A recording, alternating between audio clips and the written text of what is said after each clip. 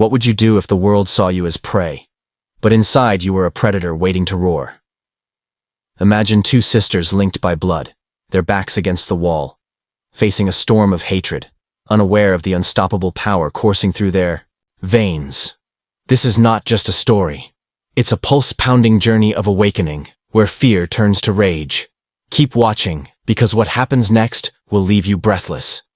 Before we begin, let us know where you watched the video in the comments. If you're ready, here we go. The air was thick with summer heat, the kind that clung to your skin like a second shadow. In the small town of Ashwood, where whispers traveled faster than the wind, Amara and Aisha walked side by side down cracked sidewalks. 17 years old, identical twins, their dark skin glowing under the midday sun. They moved with a quiet rhythm, heads high, but eyes wary. They'd learned early that Ashwood wasn't kind to girls like them. Not here, where old grudges festered like open wounds, and certain folks wore their prejudice like a badge of honor. Amara, the bolder of the two, flicked a braid over her shoulder, her sneakers scuffing the pavement. "You feel it too, don't you?" she muttered, her voice low. Aisha, softer spoken but no less sharp, nodded. Her gaze darted to the corner store across the street, where three figures lounged against a rusted pickup truck. "They're watching us again," she whispered. "Same guys." The men weren't subtle. Ethan, the ringleader, leaned forward, his smirk cutting like a blade. His buddies, Cole and Travis, laughed too loud, their eyes tracking the twins like hawks circling prey. Ethan's voice carried over the hum of cicadas. "Y'all lost or something? This ain't your side of town?" Amara's jaw tightened, but she kept walking, her hand brushing Aisha's to keep her steady. They'd heard worse. Words laced with venom, slurs hissed under breath, threats that lingered like smoke. But lately, it wasn't just words. Last week, someone had slashed their bike tires. The week before, a brick sailed through their bedroom. Window, no note, no explanation, just hate made solid. "Keep moving," Amara said, her voice a lifeline. But Aisha's steps faltered, her breath hitching. "What if they follow us again?" she asked, her eyes wide with a fear she hated admitting. "They won't," Amara lied, though her heart pounded a different truth. She didn't know how much longer they could outrun this. Something was coming. She could feel it, like a storm gathering strength. That night, the twins sat cross-legged on their bedroom floor, a single lamp casting shadows across faded wallpaper. Their mother, Lena, was working the night shift at the hospital, leaving the house quiet except for the creak of old wood and the distant bark of a dog. Amara traced a finger along the edge of a worn book, one of the few things their father had left behind before he vanished years ago. "He used to tell us stories about warriors," Amara said, her voice soft but fierce. "Said we came from fighters, people who didn't bow to anyone." Aisha hugged her knees, her eyes distant. "Stories don't stop bricks, Mara, or fists." Amara's gaze hardened. "Maybe they do. Maybe we just haven't figured out how yet." The book wasn't much to look at. Leather cover cracked, pages yellowed. But it felt heavy, like it held secrets bigger than its size. Their father had called it The Way, a collection of lessons, he'd said, from ancestors who'd faced worse than Ashwood's bullies, and came out stronger. Amara flipped it open, her fingers pausing on a page marked with a single word. Strength. "Listen to this," she said, reading aloud. "The warrior's power lies not in muscle, but in spirit. Fear is a chain. Break it, and you break the world." Aisha frowned, skeptical but curious. "Sounds like poetry, not a plan." "Maybe it's both," Amara shot back, her eyes glinting. "What if we're supposed to do something, not just take it but fight back?" Before Aisha could answer, a sharp crack echoed from outside. Both girls froze, their breath catching. Another crack, louder this time, followed by the unmistakable sound of shattering glass. Amara was on her feet first, peering through the blinds. In the yard, three shadows moved fast, disappearing into the night. A rock lay in the living room, surrounded by glittering shards. Isha's voice trembled. "They're not gonna stop, are they?" Amara's hands curled into fists. No, but neither are we. The next morning, the twins didn't talk about the rock or the glass. They didn't need to. Something had shifted, a silent agreement forged in the dark. At school, Ethan and his crew were bolder, their taunts sharper, like they sensed the twins' defiance growing. In the cafeteria, Ethan leaned across their table, his breath sour. Y'all think you're tough now? Keep walking around like you own this place and you'll see what happens. Amara met his gaze, unflinching. You're not as scary as you think, Ethan. The room went quiet, kids turning to watch. Ethan's smirk faltered, but he recovered fast, slamming a hand on the table. Big talk. Let's see if you back it up. Aisha grabbed Amara's arm, pulling her away before things escalated. But, as they left, Amara whispered, "We need to be ready. For real this time." That afternoon, they went back to the book. It wasn't just words anymore. It was a map, a challenge. The pages spoke of movement, balance, precision, not just fighting, but flowing, like water carving stone. There were drawings too, figures and stances that looked both graceful and deadly. Amara stood, mimicking one, her body awkward at first, but hungry for the rhythm. "Try it," she urged. Aisha, who hesitated before joining her. They moved together, clumsy but determined, their breaths sinking like they shared one heart. The room felt alive, charged with something ancient and fierce. Hours passed, then days. Every night they practiced, their bodies learning what their minds hadn't yet grasped. Amara's kicks grew sharper, Aisha's blocks faster. They didn't know the name for what they were becoming. Karate, maybe, or something older, but it felt right, like a song they'd forgotten but were remembering note by note. A week later, the storm broke. It was dusk, the sky bruised purple, when Ethan and his crew caught them on the edge of town. No one else was around, just empty fields and the hum of crickets. Ethan stepped forward, a crowbar dangling from one hand. "Told you," he said, his voice low and mean. "You don't belong here." Aisha's heart raced, but Amara's voice was steady. "Walk away, Ethan. You don't want this." He laughed, but there was no humor in it. "Oh, I do." Cole and Travis flanked him, closing the distance. Amara felt Aisha tense beside her, but she didn't back down. The book's words echoed in her mind. Fear is a chain. She stepped forward, her stance low, her eyes locked on Ethan's. He swung, the crowbar, fast and vicious. But Amara was faster. She slid to the side, her body moving like it knew the steps before her mind did. The crowbar missed, and she struck, her fist connecting with Ethan's wrist, sharp and precise.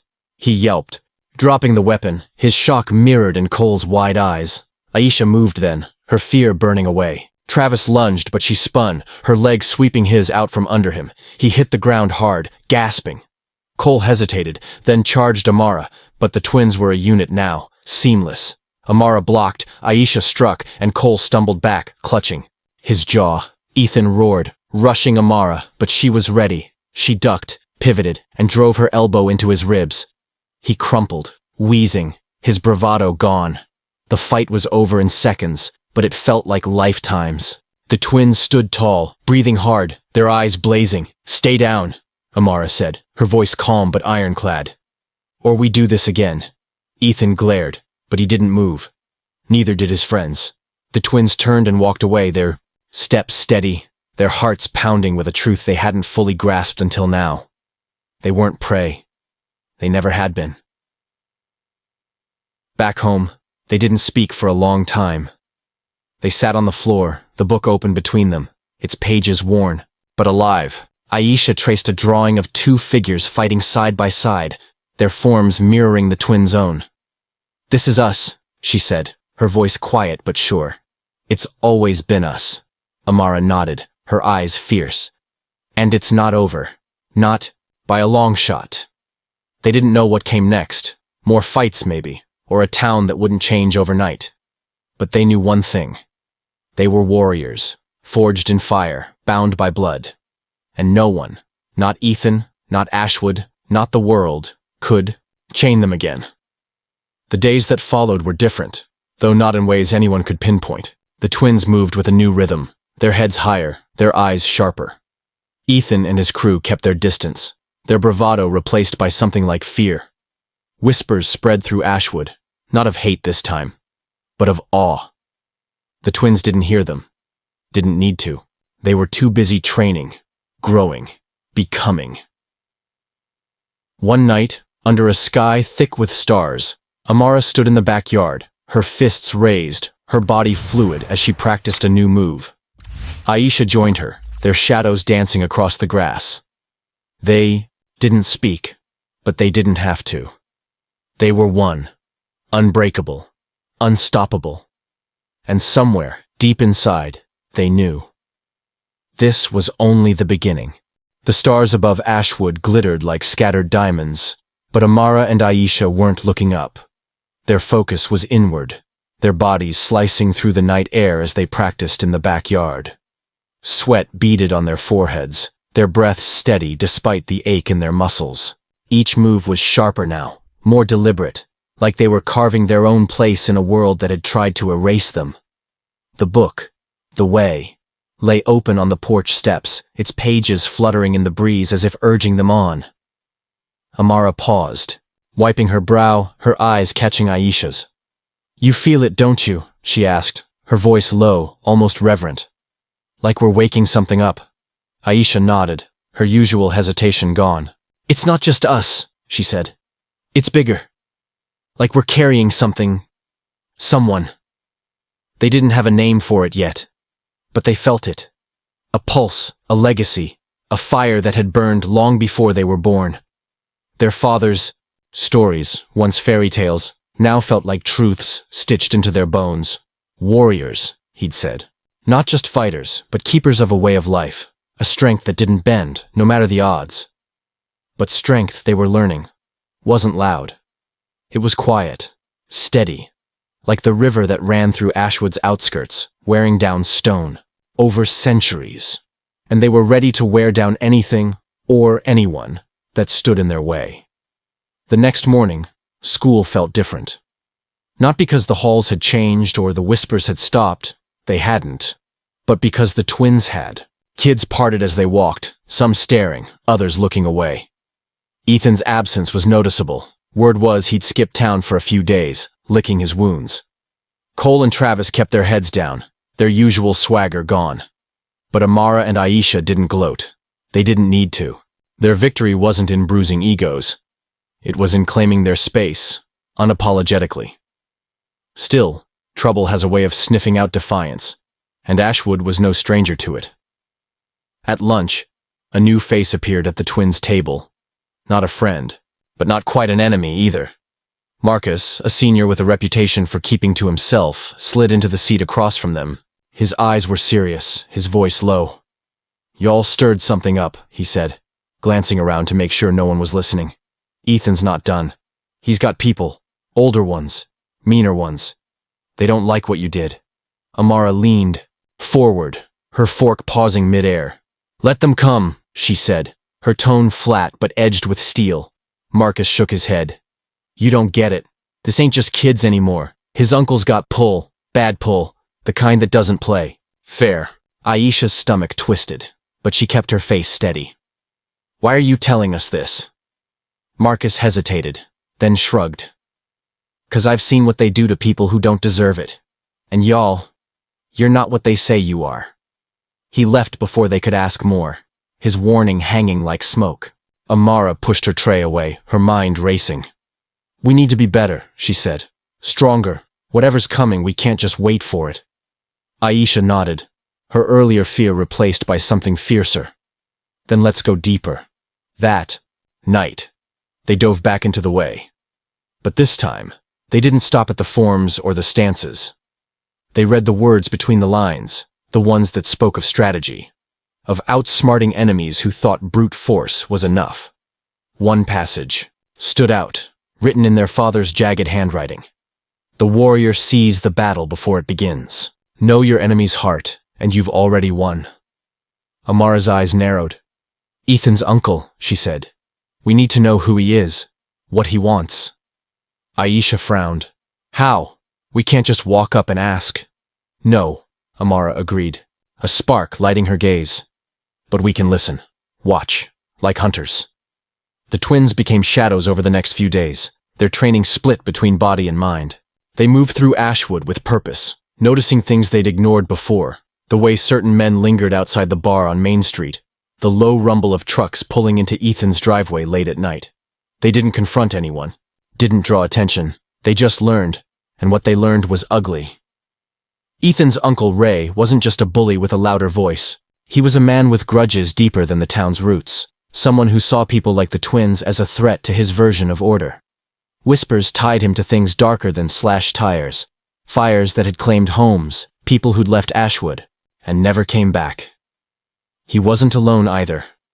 A handful of men followed him, their loyalty bought with fear and favors.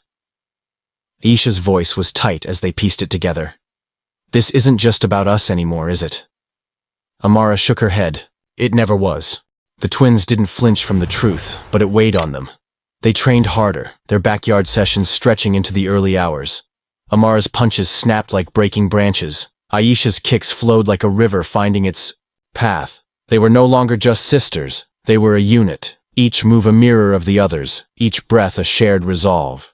But resolve alone wouldn't be enough. Ray wasn't Ethan. He wouldn't come at them with a crowbar in an open field. He'd be smarter, crueler, and he'd have help. The twins knew they needed more than what the way had taught them so far. They needed an edge. It came unexpectedly on a humid evening when the air smelled of rain. They were practicing near the old mill, a crumbling relic at the town's edge where no one bothered them. Halfway through a sequence, a rustle broke their focus. Amara spun, fists raised, expecting trouble. Instead, an older woman stepped from the trees, her silver hair braided tight, her eyes sharp as a blade. "You're loud," the woman said, her voice carrying a weight that made the twins freeze.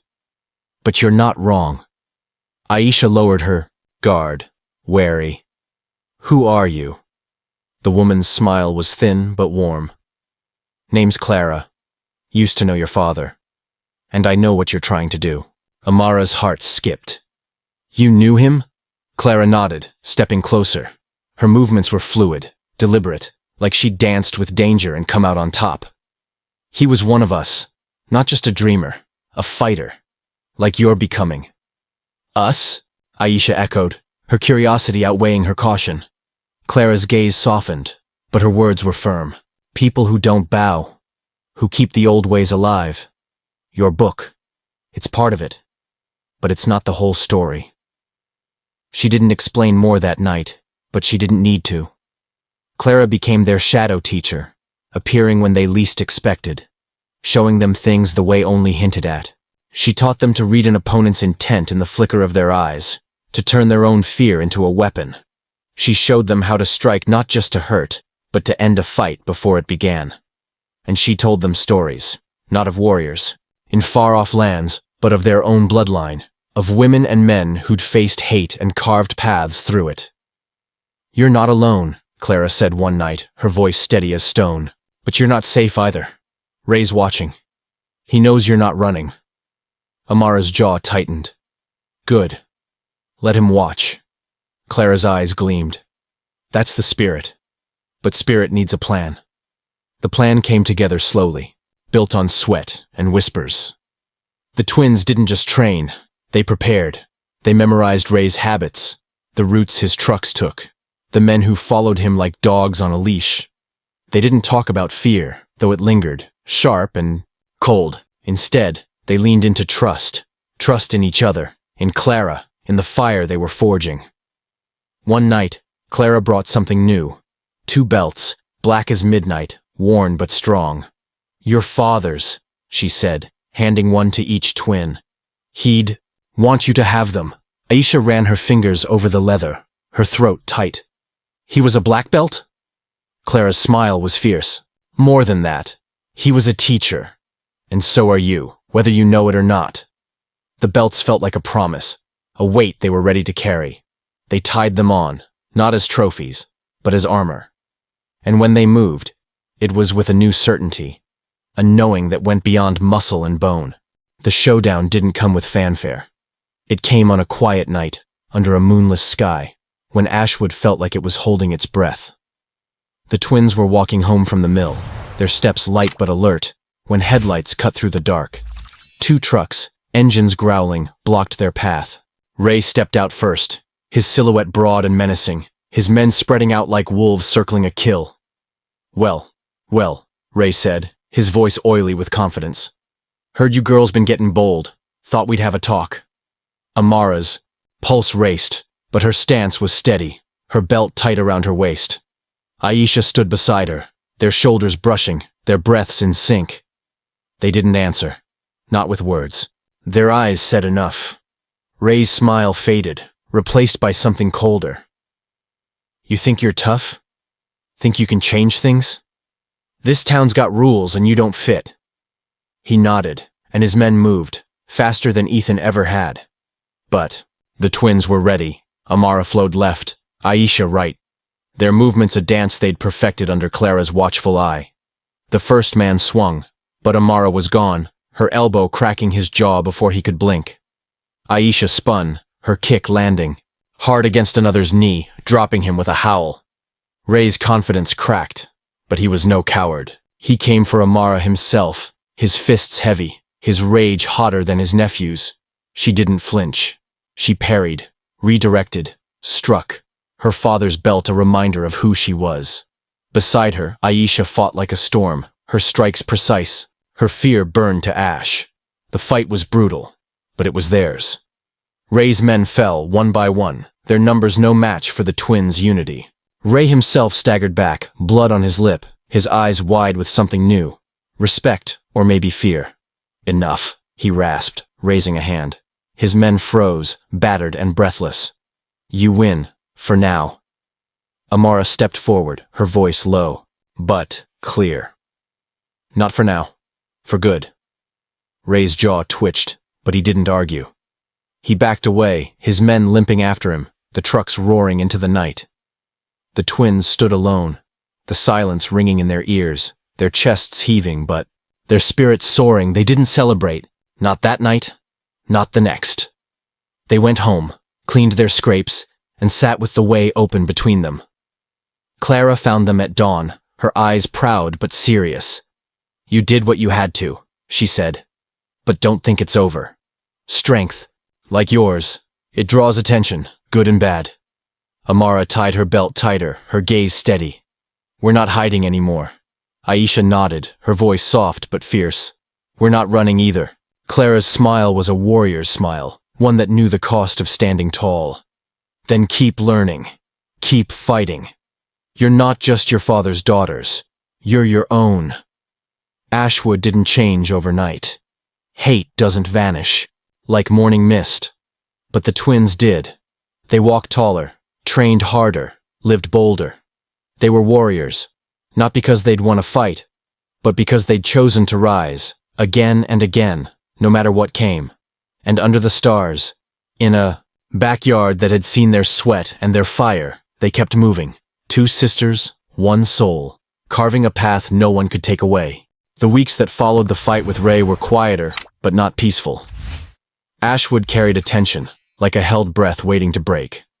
The twins felt it in the sidelong glances at school, the hushed conversations that stopped when they passed. Ray and his men hadn't come back, but their absence wasn't surrender. It was a pause, a recalculating. Amara and Aisha knew it, and they didn't let it slow them down. They trained with Clara now, not just in secret, but with a purpose that burned brighter each day. The old woman pushed them harder, her lessons sharper, her stories deeper. She taught them to fight not just with their bodies, but with their minds, to anticipate, to outmaneuver, to stand firm when the world wanted them to kneel. The black belts around their waists weren't just symbols anymore. They were anchors, grounding them to a legacy they were only beginning to understand.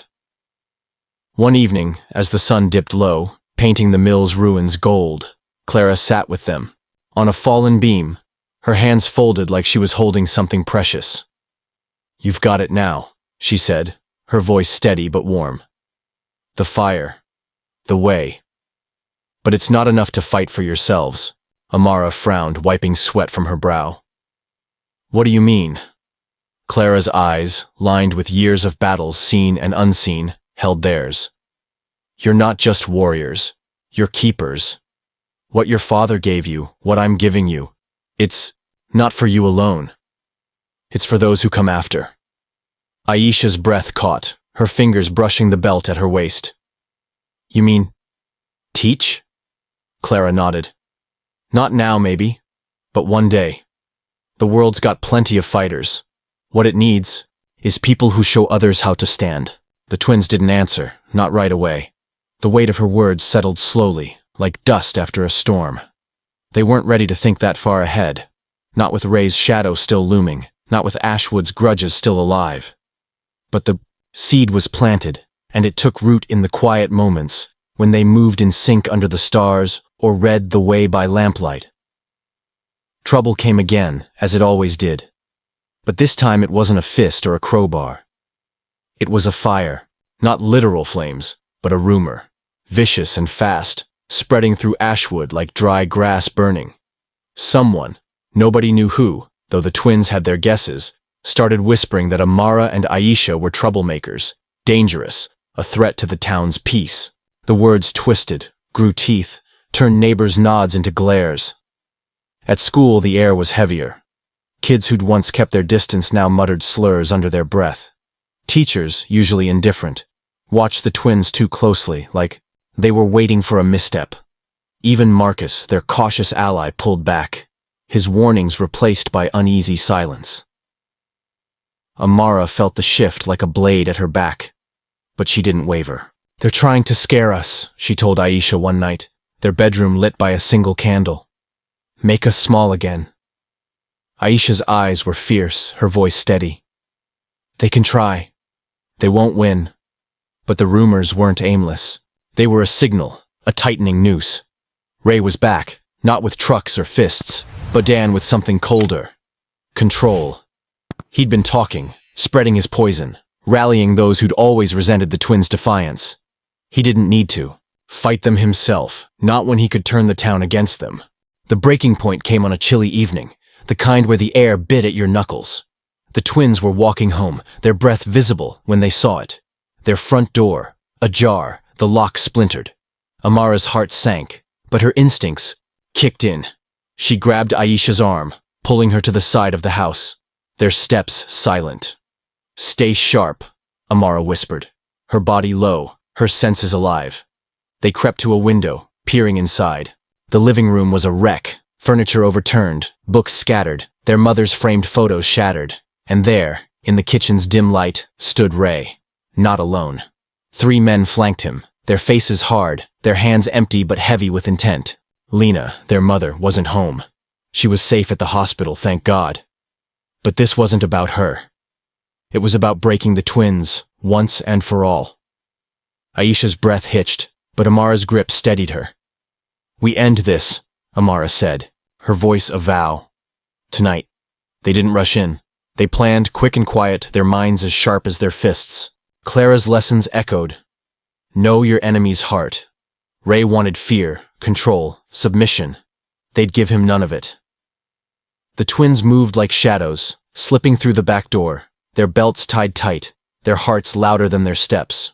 The men didn't hear them until it was too late. Amara struck first, her kick snapping the nearest man's knee, sending him crashing into the counter. Aisha flowed in, her elbow catching another's throat, silencing his shout before it started. The third lunged, but the twins were a storm, Amara blocking, Aisha striking, their movements one seamless force. Ray turned, his face a mask of fury, but there was fear there too, flickering in his eyes. You little... he started.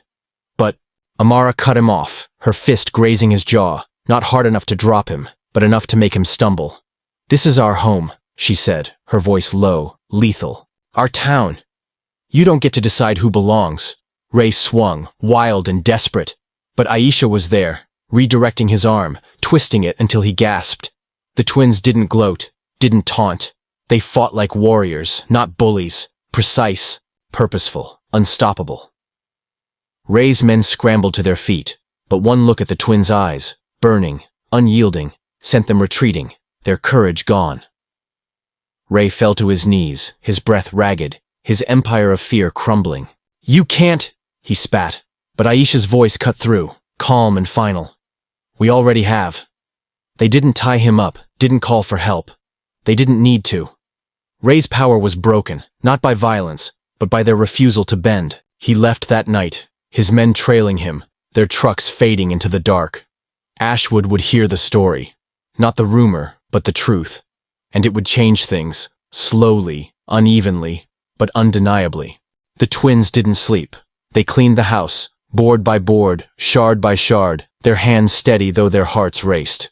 When Lena came home, they told her everything, not just the fight, but the journey, the fire, the way. She listened, her eyes wet but proud, and held them close, her strength the root of theirs. Clara came at dawn, her presence quiet but sure. She didn't ask for details. She saw it in their faces, their stance, the belts they still wore. "You're ready," she said simply. "Not just to fight, but to live." Amara's voice was soft, but certain. "We've been ready." Aisha nodded, her smile small but fierce. "For whatever comes next." Ashwood wasn't a fairy tale. Hate lingered, as it always would, but the twins were no longer its target. They were its answer. They walked through town with heads high, their steps a rhythm of defiance and hope. Kids watched them now, not with fear, but with curiosity, maybe even awe. The whispers changed, carrying their names like a promise. They trained still, under stars or sun, with Clara or alone, their bodies and spirits growing stronger. The way stayed open, its pages less a guide now than a mirror, reflecting who they'd become. Warriors, keepers, sisters. They didn't seek fights, but they didn't run from them either. They lived, fully, fiercely, their fire a beacon for anyone who dared to rise. One night, as spring bloomed and Ashwood softened under new green, Amara and Aisha stood in their backyard, their belts worn but strong. They moved together, a final dance of the story they'd written, not with words, but with every choice, every strike, every step. The stars watched, silent witnesses to two girls who'd faced a world that wanted them small and made it bow. Instead, and as they finished, their breaths mingling in the cool air, Amara looked at Aisha, her twin, her heart. "We did it," she said. Aisha's eyes shone, her voice a vow. "We're just getting started."